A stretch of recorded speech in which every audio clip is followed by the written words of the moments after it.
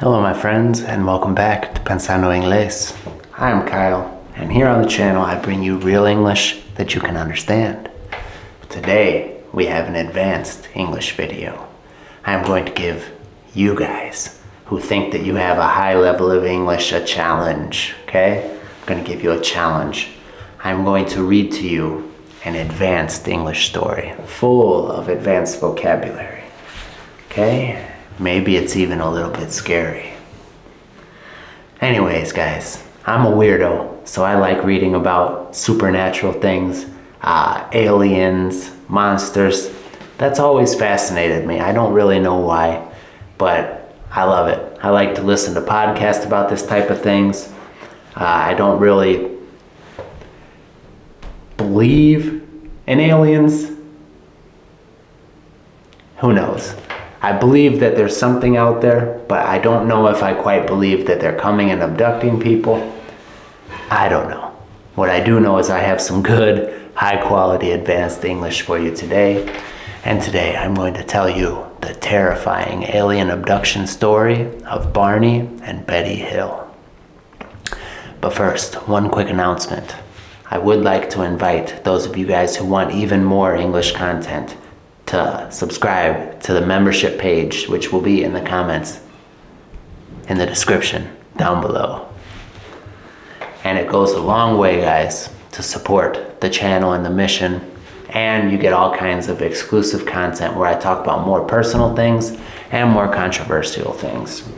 For example, the next video that I'm going to put up on there that I have recorded already is where I talk about the event that happened at the Olympics in Paris, where they upset a whole lot of people by mocking Christianity. So that's the type of stuff you could get on the membership page down below. So check it out, guys. Support me. I support you. Alright, guys. Are you ready for a terrifying advanced English video? I hope so. In the dead of night on September 19th, 1961, Betty and Barney Hill were driving home to Portsmouth, New Hampshire after a pleasant vacation in Canada.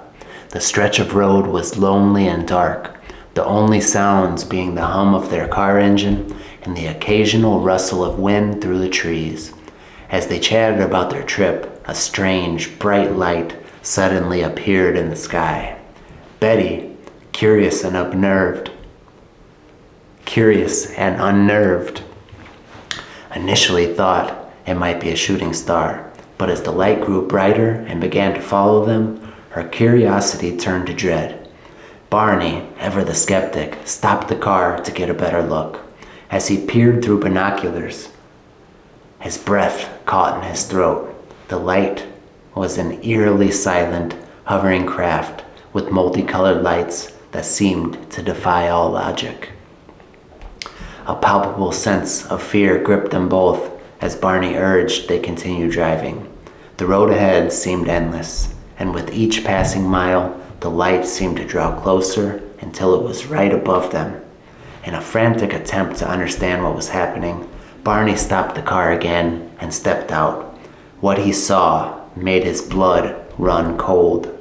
Through the binoculars, he could make out shadowy figures inside the craft, staring directly at him with unnerving intensity. I see.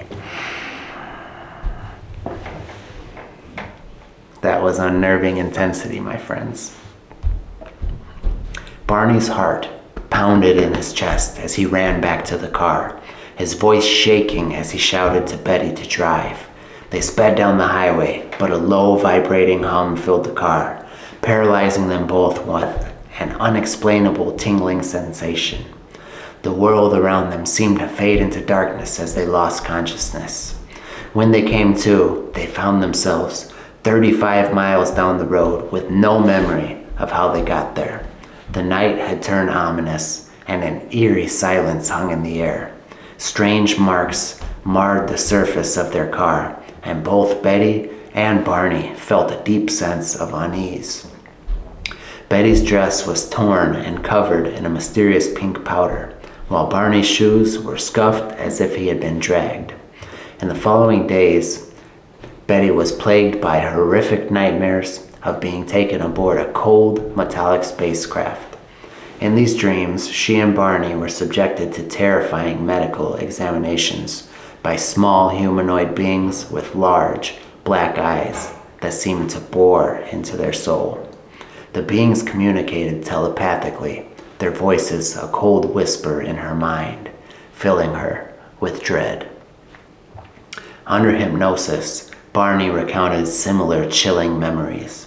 He described the being's touch as icy and clinical, their eyes reflecting a predatory interest. The sensation of their cold instruments against his skin sent shivers down his spine. They showed Betty a star map, their intentions unclear, but undeniably menacing. The Hill's harrowing account, shared under hypnosis and through Betty's vivid nightmares, detailed a night of unimaginable horror. Their experience left them haunted and forever changed. Despite facing skepticism and ridicule, the couple maintained the truth of their encounter, their story casting a long, dark shadow over the world of ufology and sparking fears of what might lurk in the vast, dark expanse of space. All right, guys. That was the story of Barney and Betty Hill. I know there was some tough vocabulary in there. Tell me in the comments, did you understand that? Did you miss some words, but you understood more or less what was going on? I'm very intrigued to know how you guys did with that one, because that was a tougher story. Guys, I'm not editing this video. I know I made a couple of mistakes. Forgive me. I've been up since 5 a.m. this morning. It is now 7 p.m., so it's been a long day for me. But even though I just got home from work, haven't had dinner yet, ya saben, I gotta make my content for you guys to bring you that English. And guess what, guys? There's no editing in the real world, so you have to understand real people, all right? Real life English, real life language isn't always polished and edited. So I give it to you guys raw, natural. All right, guys, I hope that you enjoyed this video, and I really hope that you enjoyed a good amount of it, you understood a good amount of it, because that means that you are doing so well in your English journey. And I am so proud of each and every one of you who has been with me on this journey, especially those of you guys who have been commenting and watching my videos for a long time.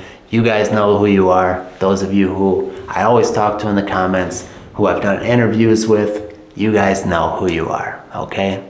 Very special thank you to all you guys.